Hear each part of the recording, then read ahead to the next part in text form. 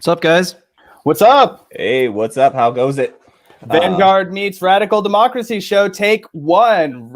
Cornel West. Yep, Yeah, loving it. Matters. Yep, really appreciate the crossover here. Welcome to the Radical Democracy Show. If you're joining us there, welcome to the Vanguard. If you're joining us over there, we are co-streaming to both of our channels right now. So please, if you're joining us on one of these platforms, head over to the other, subscribe. Make sure you subscribe. Yeah, head over to the leave those Vanguard, thumbs subscribe up. to the Vanguard. They do awesome work over there. So interviews. From the and Radical Democracy show, if you're just checking in on the Vanguard channel, Kamali Oh, does yeah. great work as well, and is a long time friend of the show. We were actually chatting about how we were doing a Hating Book Club back on one of our just a regular stream we were doing one night, and you suggested that after we finished, we do Cornel West's Democracy Matters. So in a little bit of a media solidarity, something you never see, we decided we would cross over, do a collaboration, and here we are.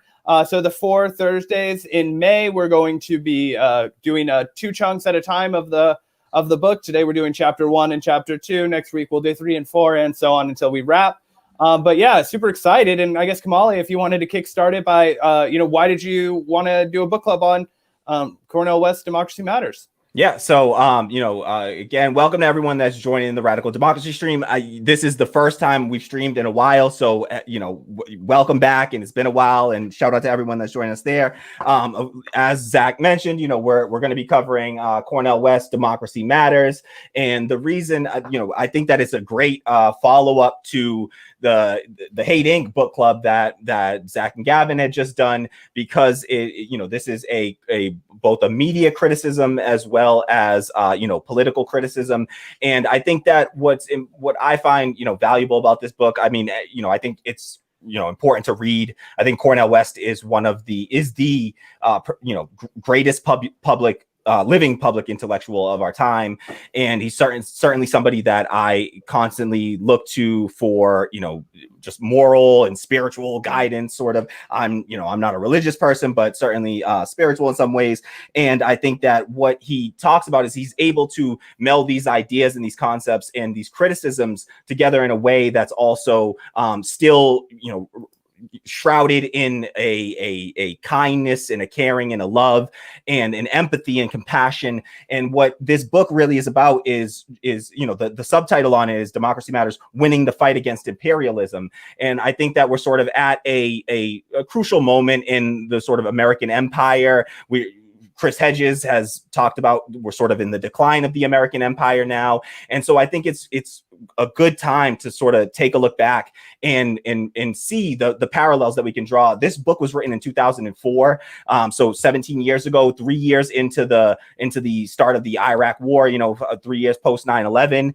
And so it's kind of, I think almost every word in this book still holds, relevant today. It focuses on the issues within Israel-Palestine as one of the focal points of the book. And so, but still connecting to that, the importance of democracy in the importance of both imperialism, empire and race, and how those intertwine with democracy as well. And so as a socialist, as someone who believes in radical democracy and democratizing the workplace, I think that it's crucial to sort of first gain a perspective on what democracy actually is and what the value of that is, and some of the impediments to democracy. So I thought that this would be a good book to sort of start that conversation. And to anyone watching, I hope that folks will read along with us as we do these readings, and we read through this, read along, pick up the book, grab a copy of the book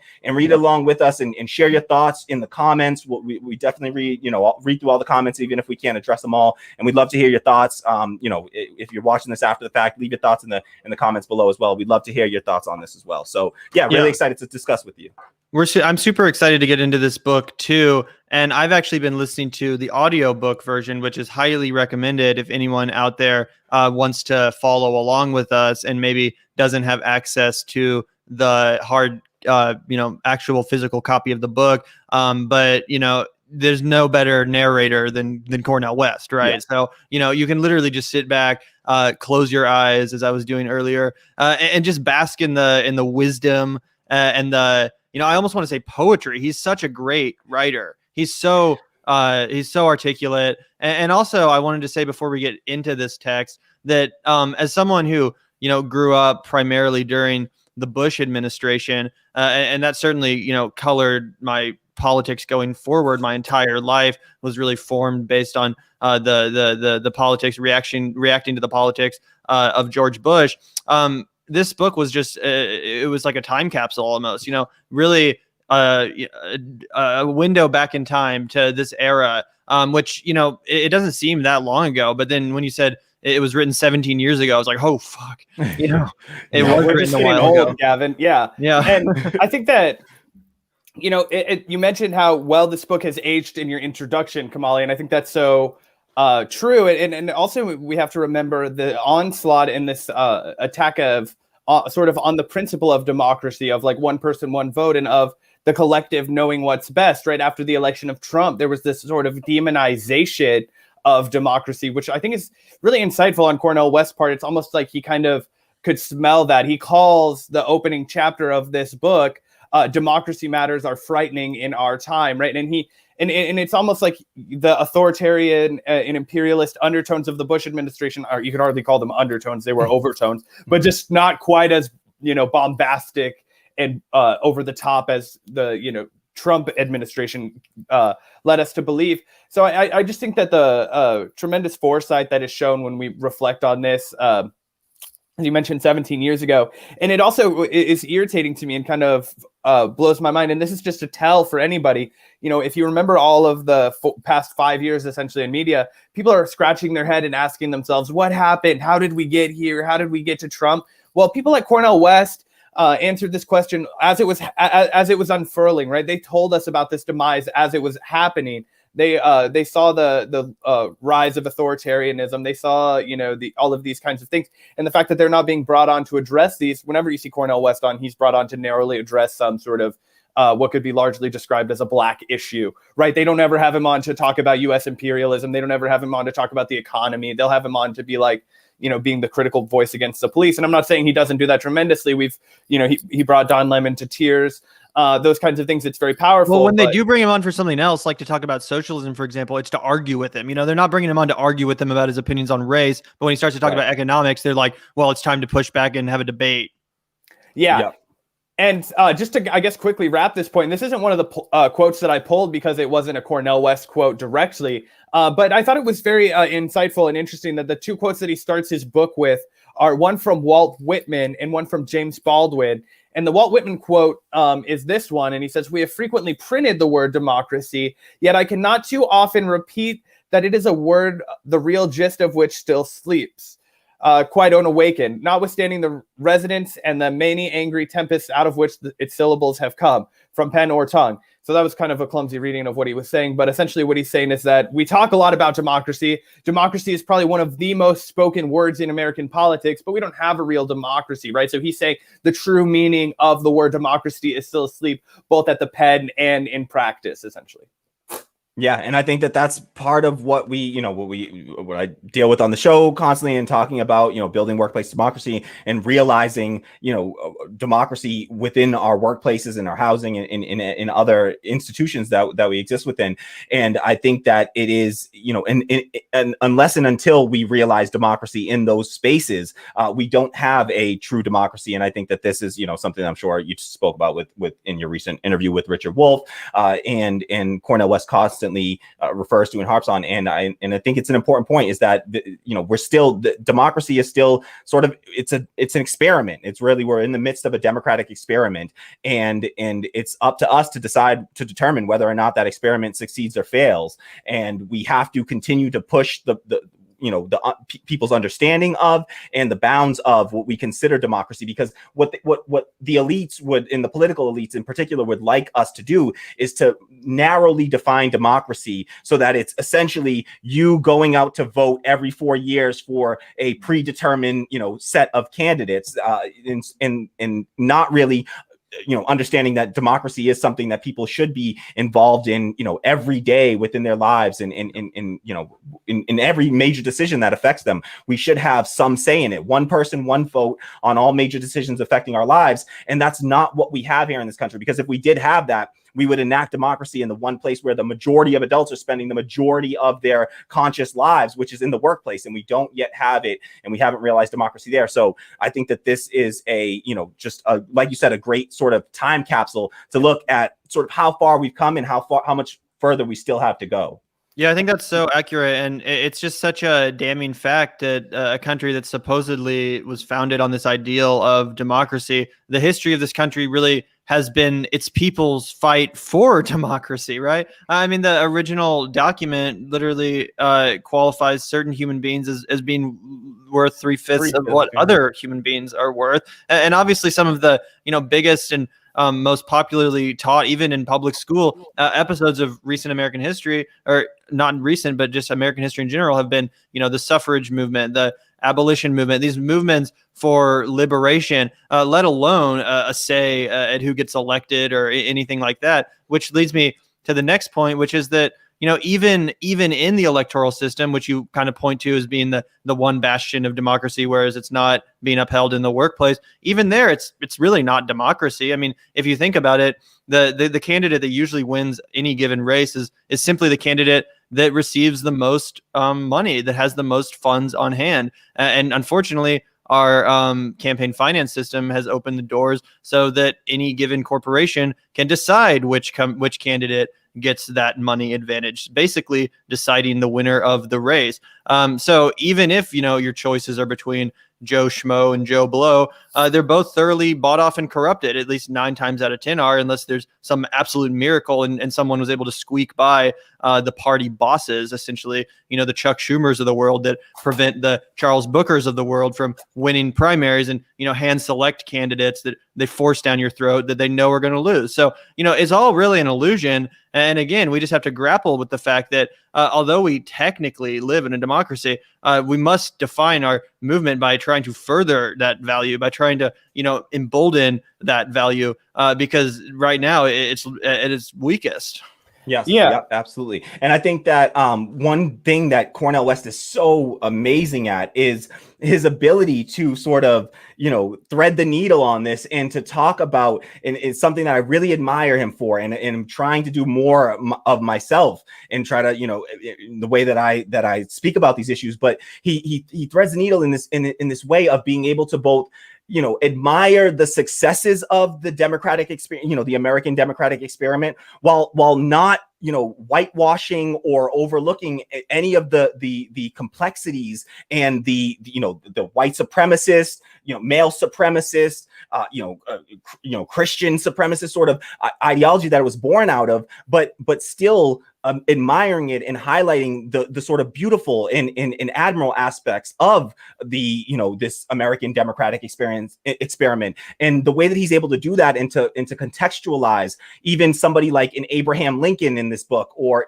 I've seen, or in Andrew Jackson even, or George Washington, and to contextualize that and still hold, a strong criticism of them while also acknowledging what they were able to successfully do. And I think that that's really important, because we have to be able to look back through history and learn from history. We shouldn't just completely ignore everything that's happened in our past. We should be able to look at it, pick out the parts of it that are good. There are not every single aspect of capitalism is awful and disgusting and terrible. There are things that we even talked about recently, about the innovation that's associated, the technological advancements associated with capitalism. These are good things, generally speaking. It's the other aspects of it that we have to be critical of. The incentive program, 100%. Yeah. And just to bring this back a little bit to the text, I wanted to kind of launch this conversation by reading what's actually listed as quote 4, Gavin. I'm sorry, those are all fucked up. But it's the first quote, and it was a little bit of a combination of quote 4 right there. And it's a combination of ideas that he lists at the beginning of the chapter that I sort of stitched together so that we could throw it up here in a quote. But he's talking about the three great the three great threats coming in the form of anti-democratic dogmatisms or anti-democratic dogmas. And he says, the greatest threats come in the form of the rise of 3 dominating anti-democratic dogmas. These dogmas, promoted by the most powerful forces in our world, are rendering American democracies vacuous. The first dogma of free market fundamentalism posits the unregulated and unfettered market as idle and fetish. This glorification of the market has led to a callous corporate-dominated political economy in which business leaders, their wealth and power are to be worshipped, even despite the recent scandals, and the most powerful corporations are delegated magical powers of salvation rather than relegated to democratic scrutiny concerning both the ethics of their business practices and their treatment of workers.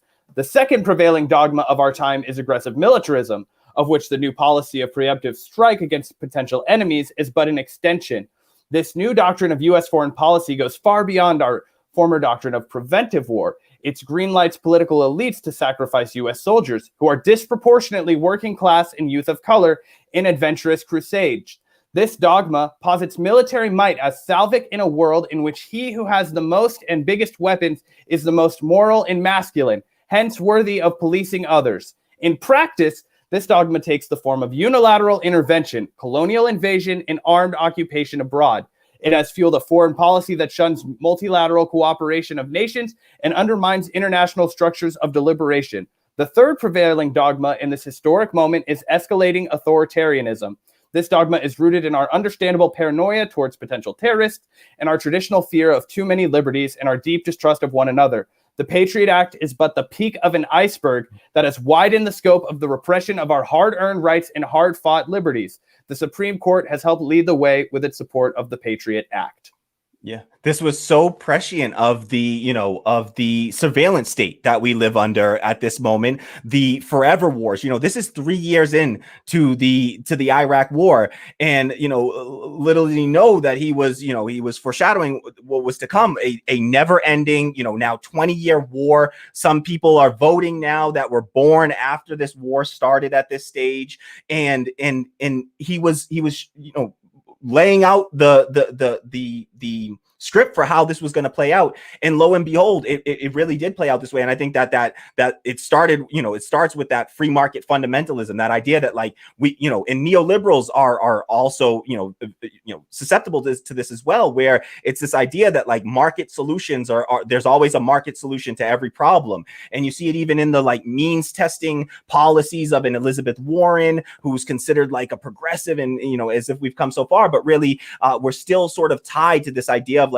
this free market fundamentalism that is really pervasive in this society, and the hero worship that comes along with the Elon Musks of the world, and the Jeff Bezos, and the way that we idolize those people and consider them geniuses, and irrespective of the suffering that they're causing even ourselves and our communities, right? So even if I am and let's say that I'm just the average American person, because this is definitely a shared sentiment that's we've been taught to deeply internalize, right? Even if I am suffering from Jeff Bezos, even if I am suffering from as a result of Walmart or whomever, I am still taught to internally think that those people are what I am striving to become, aka wealthy and powerful, right? There is no thought that this is a bad thing to become, because we're constantly peddled with propaganda to worship these people.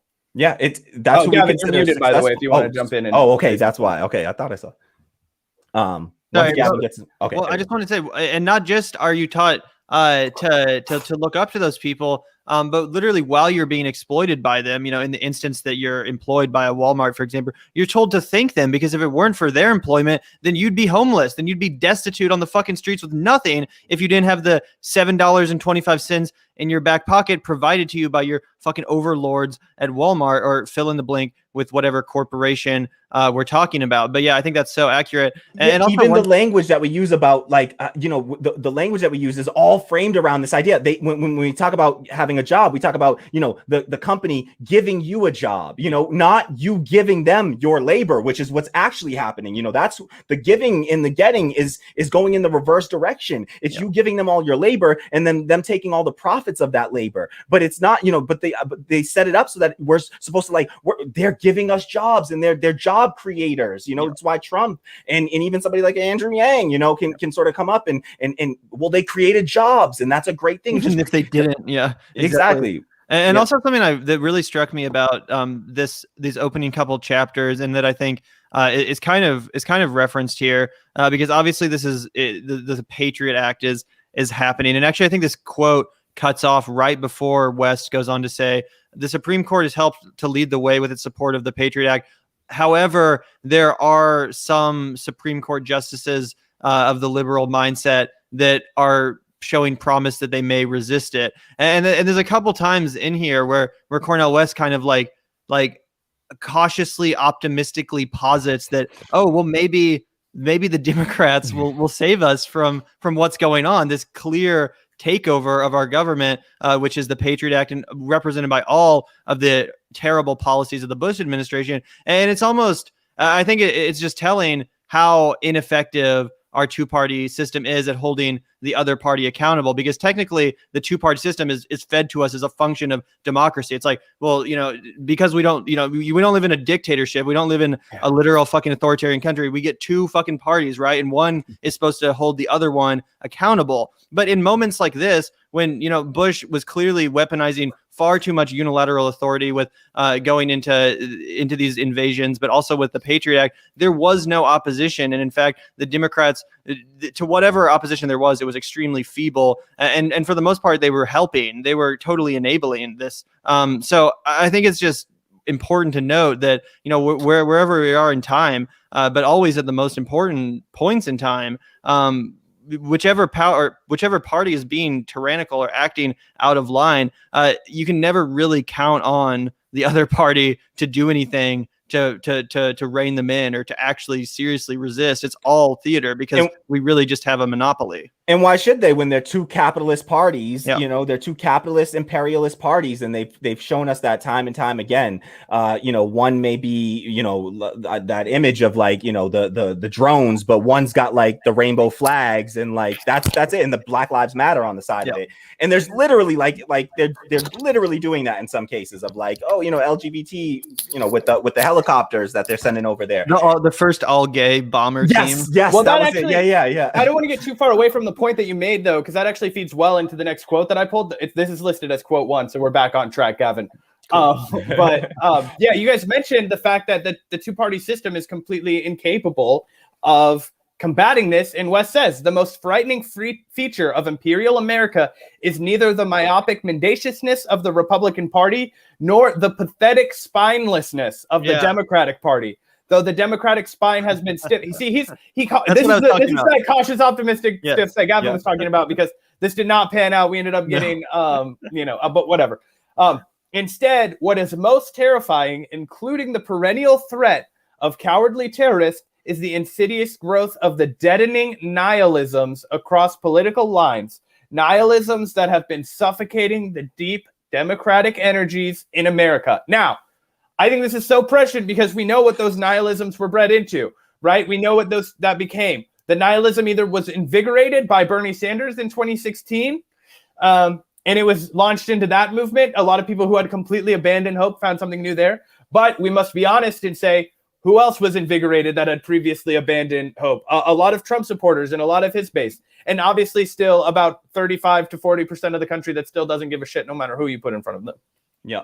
And I think that nihilism is something that we're really seeing play out on the left right now. I think that has, I got to be honest, it was seeping into me in a big way, where it was becoming hard to sort of, it felt like, well, what the hell is the way forward? Because, all these movements that we've sort of been throwing all of our weight and energy behind, like the Justice Democrats had, during the Force the Vote, and then ultimately with the $15 minimum wage, I think we saw that nihilism play out. And for those not familiar, nihilism is this idea that like, we can't do any better. There's no hope in trying, so just, you might as well go along with whatever's there, because you can't change it. It's just, it is what it is, essentially. And that idea that, there's nothing that we can do. It's like that Nietzschean, like there are no ethics. It's just something that, like the less intelligent used to hold themselves down. Isn't that where nihilistic? There's also such a thing as like optimistic nihilism which would be the acknowledgement that you can't really do anything to change things. So you're just going to live in happiness regardless, which I don't necessarily think is an unintelligent way to live your life. It's not the way I've chosen, clearly, but I don't necessarily think that all nihilism is unintelligent. That's true. No, I don't mean to suggest that. I just, anyway, I think that it does embody, though, like you said, Kamali, it impacts all of us, because you have to be at least honest, and I think it does a disservice if we're not, that every single one of us has to grapple with the constant failure that we come up against as leftists. Leftists constantly fucking always lose, right? What was the last meaningful victory for leftists? It happened a while ago. All right, we constantly get spanked, but because of the ethical compass that we have and the vision for and the belief in the better, we kind of persist. And I think in what Cornel West talks about in this book, that we have to sort of hold on to in order to fuel us through that, is this idea of the tragicomic hope. He talks about tragicomic hope, and the tragicomic is this idea, it's this concept of something that's so horrible. It truly is tragedy. It's horrendous. But in the face of that terrible, almost this, dreadful, existential sort of dread that we feel in the face of that, it's the ability to look at that and to be able to still, put on a smile, to still laugh in the face of that and say, I'm still going to, have hope. And not just, and Cornel West often says it's not enough to just have hope. You have to be a hope. And that's, and I think that's where the more optimistic nihilism comes in, because obviously, the three of us acknowledge that at the end of the day, at the end of our lives, our single-handed work will not have really made all that much of a difference in the grand scheme of things.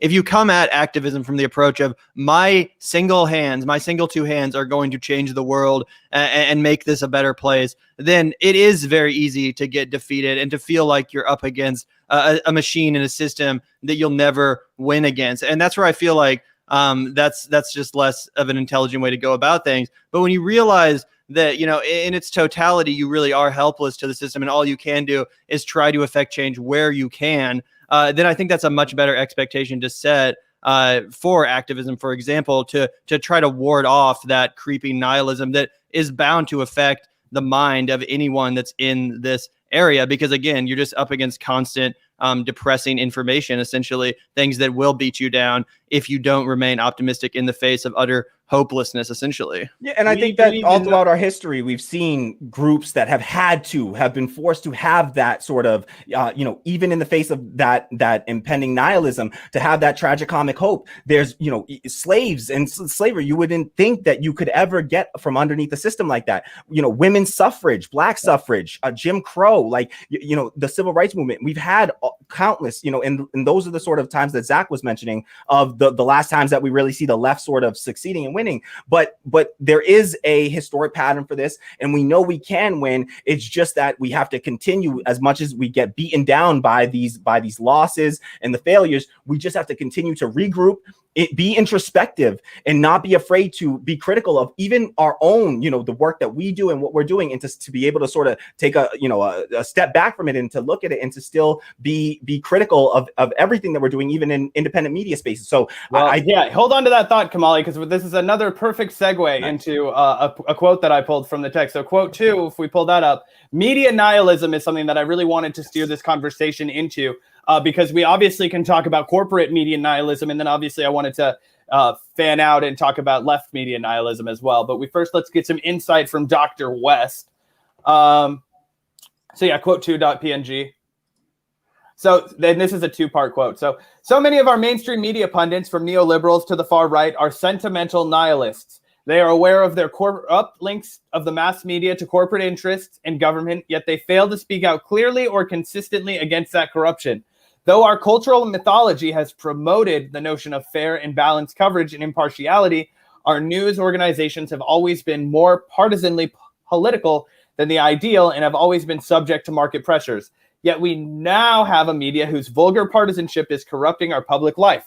Those who engage in biased reporting reinforce the deep polarization and balkanization of citizenry and contribute much to the decline of public trust and meaningful political conversation. The relentless pursuit of power among the media elite in the form of ratings and market share is indulged in with little regard for the consequences for our democracy.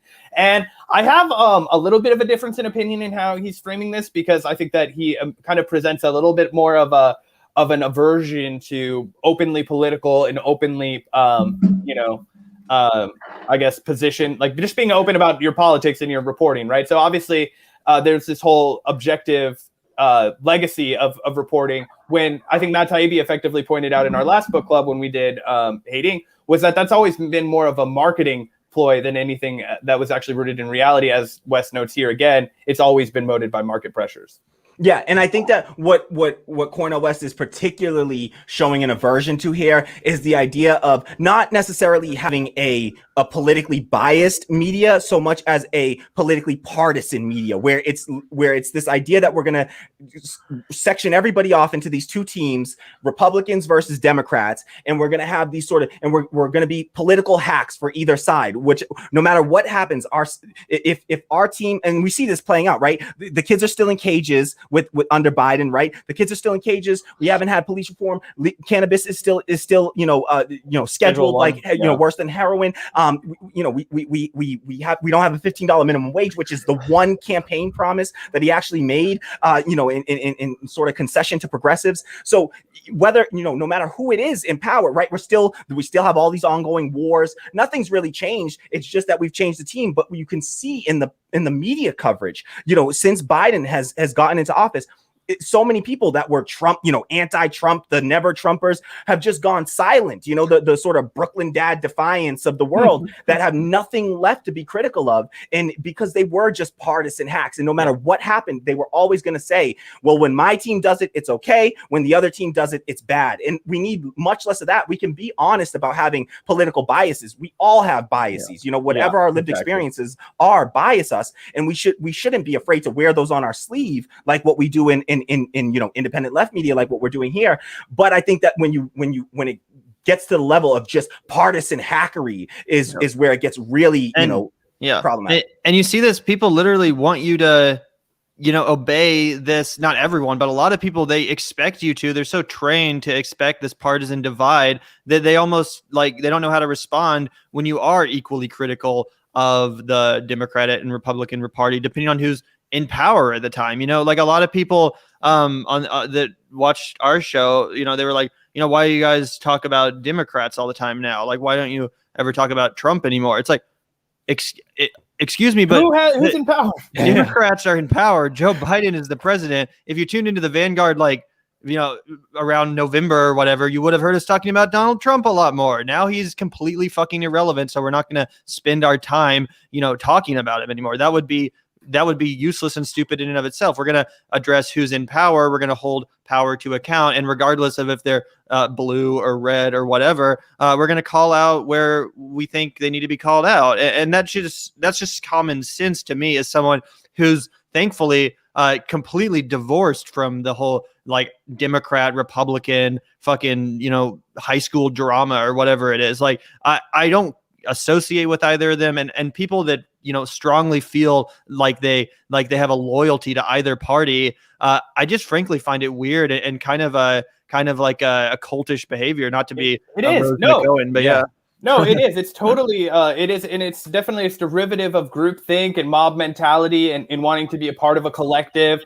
If we go on to quote 3, it's really just the next portion of what we were reading here. And he just says, while the right-wing pundits are overt in their superficial pandering, the more subtle and insidious constraints on hard-hitting, truthful reporting are at least as troubling. The bombastic carnival barkers are relatively easy to expose in their sentimental manipulations. The more principled believers in the special role of a balanced and free press, who all too frequently bow to market pressures, are a more serious threat. And this is evidenced by the people who are put up by MSNBC, CNN, and really, I just think the line have been especially blurred over the past 17 years since this book has been published, right? I think that the criticism that he's offering at the right-wing the right-wing pundits is just as applicable now to the most incensed and crazy kind of Democrats, right? Because even people that he would be considered more principled believers in the special role of a balanced and free press were so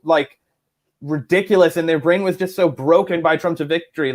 Bob Woodward was quoted in Hate Inc. Again, to throw back to that, he was in the same interview, he says, I couldn't find any evidence of Trump, doing anything with the Russians or anything. I was like, I looked damn hard for it. He was like, I relied on every source I had. I unscrupulously looked for this evidence of a link. He was like, I couldn't find it.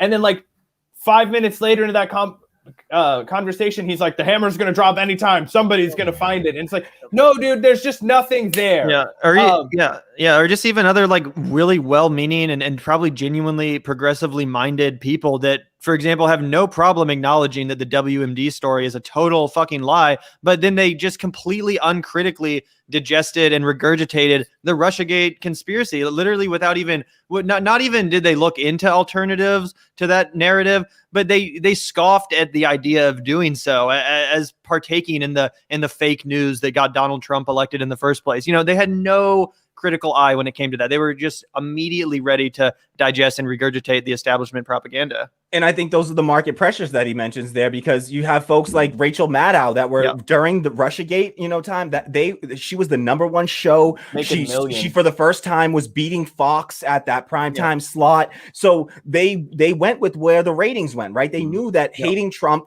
was good for business. And really they, and this is why the even the MSNBC and the so-called liberal media was very much in part responsible for the rise of Trump, because they realized that Trump was good for business. So even if it was anti-Trump, they were still giving him, they would show the lectern, of his speeches, like empty, podiums waiting for him to show up on CNN and stuff, while Bernie was over there doing like whole ass rallies talking about Medicare for all and, federal jobs guarantee and a $15 minimum wage. And they weren't showing any of that, because that doesn't help with, their corporate sponsors don't agree with that kind of coverage. And but they got all the time to sort of, because they know that even if it's under the guise of being critical of Trump, it was still done in a way that was very much platforming and giving. And what we're seeing right now that's reminding me exactly of that is exactly what's going on in California with this whole Caitlyn Jenner run for governor. Completely substanceless, completely stupid. Obviously, it's just a publicity stunt, whatever. The media is not treating it like it's just that. You know what I'm saying? No, and that's because that's the only thing. I mean, they're tabloids now, right? And people make that criticism of like everybody, right? Oh, you're just covering like whatever, like, but whatever. I think that we're just two dudes talking shit, not the mainstream media. Right? Yeah, exactly. That's kind of the point that I'm making, right? They want to hold themselves up with this like level of esteem and all these kinds of things, whereas. But if we talk about Caitlyn Jenner, you guys are doing still, you're doing, interviews of, Noam Chomsky and folks that you do not see on mainstream. And if we do talk about Caitlyn Jenner on this show, if we decide to go on 30-minute roast or whatever, we're going to acknowledge that it's a circus, that it's not something serious to be, this is basically a publicity stunt, like I said, and we're only covering it for the cringe. Exactly. Matthew McConaughey, exactly. Running for governor in Texas. Yeah. Kamal, I did want to see if you wanted to go ahead and pull up the quotes that you wanted to cover. I know you pulled a couple that you wanted to chat about. Yeah, no, absolutely. If we could pull up the first one, Gavin, if you have it. 1 sec. Yep. Everyone that's watching, please hit the like button, subscribe, share this out on social media, wherever you might be. Here we go. All right. So, okay. So, it should be the other one. Sorry. Yes. So this isn't. It has the note there on AOC Squad JD. That's not actually, that's not in the book. The quote is there, but I think that it reflects on sort of the current going ons in the Democratic Party. So this is a quote from Democracy Matters. Cornel West says, "The elites in the Democratic Party, especially in the Senate and the House, are not only liberal and centrist supporters of social equality and individual freedoms. More pointedly, they are paternalistic nihilists who have become ineffectual by having bought into the corruptions of the power-hungry system. Though they may wish that the system could be made to serve more truly democratic purposes, they have succumbed to the belief that a more radical fight for a truer democracy, battling against the corruption of the elites, is largely futile. So they've joined the game in the delusional belief that at least they are going to do so in the better interest of the public. Needless to say, they have much more to offer than Republicans." And then he goes on, "Yet they are still more part of the problem than the solution to our impasse," right? Holy shit, dude. Is this not straight up talking about AOC, and this is exactly what Chris Hedges was talking about in that Bad Faith podcast with Brianna Joy Gray, where he says they have been, emasculated, and they're ineffectual, and they've been the squad and the Justice Democrats have been completely emasculated by it's the Democratic leadership, the elites in the Democratic Party. It's the Democratic leadership, and they have been completely emasculated by them, and it's under this idea that they've joined this delusional belief that at least they're doing so in the better in the better interest of the public. So it's better that I'm here and doing my little tiny little reforms. It's essentially the exact same argument that's packaged and given to us every 4 fucking years when we have to vote for president, right? I wrote an entire article that probably nobody ever fucking read. It was called Plateau o Plomo, the trap of electoral politics in America. Plateau o Plomo, it's like silver or lead in Spanish, right? And it's essentially, do you want a bribe or do you want a bullet, right? We're either gonna give you your money or we're gonna shoot you. That's the kind of the cartel negotiation style. And it seems like the squad is our silver, and then everybody else is the lead. And it's just like, okay, but you can't have an actual true firebrand, somebody that's gonna go in there and actually get the fucking job done. And frankly, I'm starting to believe that there might not be anybody that is both electable and up to the job. Yeah. I will say it does speak to the whole tragic comedy, the whole optimism of in the face of this hopeless job. I think it does speak to the fact that Cornel West definitely possesses that optimism, and that he was still willing to traipse all around the country for Brother Bernie. Basically trying to fulfill this goal that he identified here as being impossible to fulfill. One of my favorite things about Cornel West was because Bernie Sanders had this thing where he would try and pacify his surrogates and like the people that were going around. And I was watching the Tightrope podcast with Cornel West and Trisha Rhodes, which I highly recommend everybody listens to because it's a great podcast. But he was like, I was on the road with Brother Bernie, and he comes up to me and he says, Cornel, we just can't have you talking about Brother Barack Obama like that when you're going around and representing the campaign. He was like, I know you have your feelings and but it's just, he was a very popular president. And I said, excuse me, Brother Bernie Sanders, I am a free black man. You will not tell me what I can and cannot. He was like, there is no controlling my. And he was like, and that was the end of that conversation. We never had that beef again. I was like, there's no censoring Cornel West. Yeah, that's what I love. That he talks about the reason why Cornel West has talked about the reason why he's never ran for public office, really. And he says because we're hoping he does, though. You're right, but he just feels like he needs to be a radical truth teller. He does not believe in trying to sugarcoat your message in any way, shape, or form that ignores the reality on the ground for people. Exactly. And so I absolutely commend him for that. And I feel very aligned in that. Oh, sorry, you finished, man. I didn't mean to cut you off. No. I just feel, that's part of sort of what I want to be part of I hate to use the word like brand. It's not my brand, but just my ideology and philosophy. Exactly. My philosophy absolutely is to be a radical truth teller. And if that means that, you can't hold a public office for it, then so be it. I think that, public office. Right. What's unfortunate about this story, though, that you told, Zach, is that, at least in my opinion, Cornel West had the strategy right from the beginning. I know. that Bernie should have used. Because if you remember, everyone had the same bullshit idea about George Bush, that he was like, you can't criticize him. And then, here comes Donald Trump and says basically, fuck George Bush on the first debate and fuck the Iraq War too. And then he wins. So I mean, and John McCain, I like the ones that didn't get captured. Yeah. Talking about how Hillary Clinton got schlonged, and maybe it would have made Bernie's case a little bit more powerful, and maybe it would have clicked in more people's mind if he connected people like Obama that are still held in high regard in a lot of the public. If he connected people like that to the problem, he said, this man, for as nice as he seemed, was actually part of this problem too. And here's the solution. You can't really offer a solution if you're not even accurately identifying the problem. And I think that was a big part of Bernie's campaign. He wanted to go around acting like he was friends with Biden, and he was polite even with Hillary when he was a little bit more mean. He still, said, I'm tired of hearing about the goddamn emails. He still defended her all the time. He didn't really present himself as a fierce opposition. He didn't present himself as I'm the person that's here to destroy the establishment. He was like, no, I'm going to try to kind of coax the establishment into being less establishment or something. So I feel like, even though his instincts were correct that, you can't go around tearing down this person who much of the voting electorate actually admires. That's true. I still feel like he could have come with a slightly more pointed criticism. And honestly, he could have channeled some of Cornel West's energy in doing so. Because, Cornel West, when he criticizes people, it's not like he's like, fuck this piece of shit or whatever. No, you guys remember when he basically, he's literally the reason Ta-Nehisi Coates is not on Twitter anymore. I don't know if you all remember that. That was a while ago, but woo! But anyway, what was the next quote that you had, Kamali?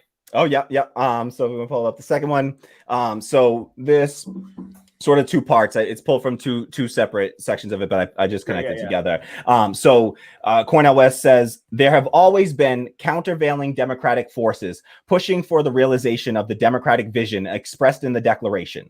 The three most indigenous forms of democratic radicalism initiated by white males in the American democratic experiment: populism, progressivism, and trade unionism. Shout out to the populists out there.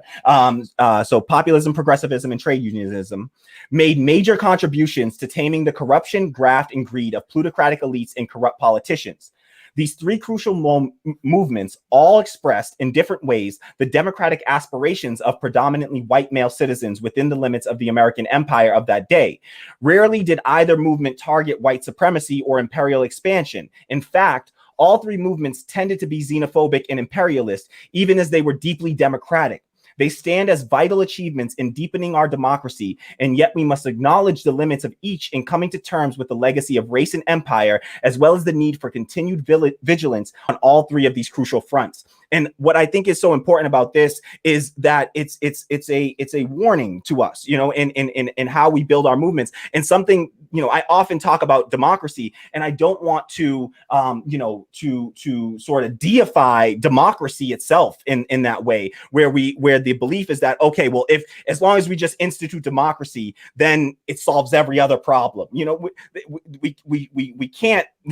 That's simply not how it works. You can be democratic and also be xenophobic and race, and have policies, not you as an individual, but the policies that you support are xenophobic and racist. Do you think that with a wider public, though, and certainly the demographic changes that have occurred, if you were embracing a truly democratic society, like obviously the way that we have our communities now, I feel like so much of the reason why it's, the white male interests are coming is because of power imbalances, right? And if you were living in a truly democratic society where, say, the issues were decided by, in direct votes by the people, I think you would, with a diverse society like America, you would actually find that people would be able to, like that would be less likely to be an issue, right? Because the power imbalance wouldn't be as stark, because I mean, in a melting pot like America, but if you take like a country that's all white, for example, you know what I'm saying? Sure, yeah. Even beyond that, I think what it really is to say that, yes, I do think that if we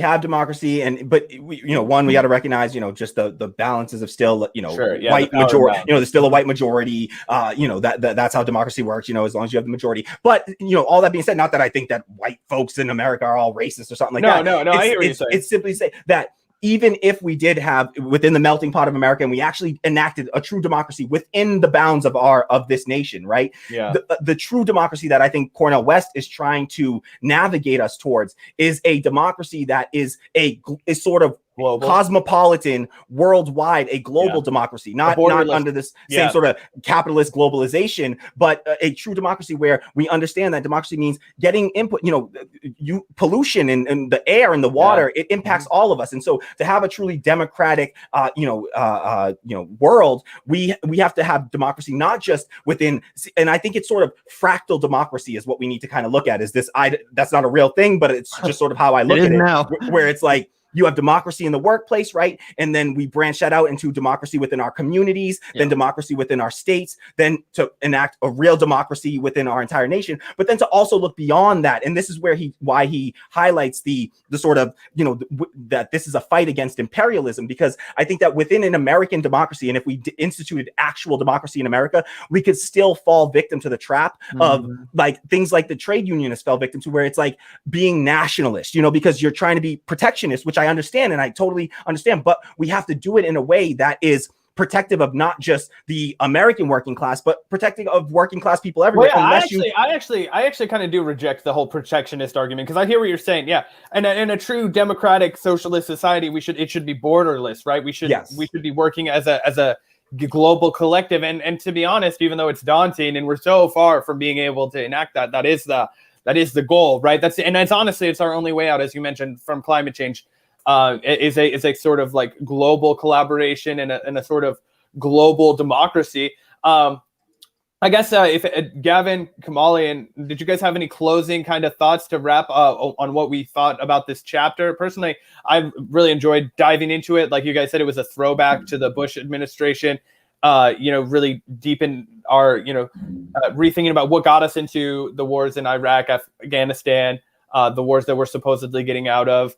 And thinking about all that's going on, and how nuanced that Cornel West is at observing, okay, this is a problem with the Palestinians, but it's also I actually feel like he may have gotten a little more radical since the writing of this book. There's a couple moments, especially in regards to Israel Palestine, where he's certainly maybe ahead of his time, but even now the way he speaks about it is more deferential to the liberation of the Palestinians, where he was kind of doing the two, like, the Palestinians they're doing crazy shit too, and the Israelis are oppressing them. And now when he speaks about it, it's much more just like the straight up, the Israeli government is oppressing the Palestinian people. It's an apartheid, no bones about it. But overall, I think it was interesting as someone who loves Cornel West, but has mostly been exposed to the Cornel West of like post 2016, because that's when I started paying attention to politics, and obviously the Bernie campaign. Zach and I saw Cornel West speak at an event for Bernie Sanders. Cedar Rapids, never forget that speech. Yeah, oh my God! Fucking I saw him at UMass Amherst at a panel on BDS. Was Richard Wolff there? No, unfortunately not. It was who else was there of note? I forget who else of note was there. I mean, Linda Sarsour was there. Unfortunately, Sean King was there. Well, conversation for another day. We'll do. And the dude from Pink Floyd. What's his name? Roger Waters. Roger Waters was there too. Roger Waters is the man. We got to get him when we get like 500,000 more subs. He can perform The Wall live on the Vanguard. Sad I don't have my Pink Floyd shirt on for that. Me neither. But yeah, no, I really did enjoy these first couple chapters, and I'm really excited to keep getting into this book, because from the first couple chapters, it's definitely like a really good musing on a lot of situations. But I'm interested in finding where he's really going with this, what he's gonna come up with as solutions and what he thinks the next step is, because again, I think he's really masterfully addressed and diagnosed a lot of problems here in the first opening chapters of this book, and I'm really excited to see where he takes the thesis essentially. And I think that hopefully everybody listening to this now, watching this right now, hits that like button. If you're watching on the Vanguard, make sure to go subscribe to the Radical Democracy Show, hosted by Kamali. If you're watching on the Radical Democracy Show, be sure to hit the subs button for the Vanguard. Absolutely. Like the video wherever you're watching it. We'll be back next Thursday to be doing some more Vanguarding on the Radical Democracy. Yeah, so please follow along with us. Grab a copy, like Gavin was saying. It's a great listen. Grab the audiobook. You get to hear Cornel West. Like a sermon. Yeah, it really is. I mean, it's the preacher in him, and you absolutely, it's well worth it. So I encourage you to please pick up the book and follow along with us and read along with us, and leave your thoughts in the comments. We'll try to interact maybe a little bit more. We'll try to leave a little bit of time. Next week maybe take a few comments or something like that. Folks have any thoughts, send chats in if you have any questions about the text, and if you drop them in the comments. Gavin and I read the comments on our videos. I'm sure Kamali reads the comments on his video. If you have a genuine question, and you guys should eat a bag of dicks. But if you have a real fucking comment, we'll happily answer any kind of text-based questions. That's totally cool. We love doing that kind of shit. So anyway, thanks for doing a double back-to-back kind of show with us, Kamali. It's been a fun night, and always a pleasure. Yeah. Take care, everybody. Yeah. Peace. Shout out to Cornel West. Shout out to Dr. West. Shout out to the great West. Condolences for the loss of his recent loss of his mother. She was an exceptional public school teacher. She had a school named after her. They say, she was an incredible teacher and an incredible person all on her own, without having, birth. And the fact that she raised one of the greatest thinkers of our time. Yeah. So anyway, take care, everybody. Call your mom Mother's Day and tell is that tomorrow? Kind of shit. Is that tomorrow? Sunday, bro. But Sunday? Sunday, yeah. Yep. Happy Mother's Day to all. I'll remind you again, bro. Don't worry. I won't let you drop the ball like that. But anyway, shout out to all the mamas out guys. there. Peace out. All right, y'all. Everyone have a good one.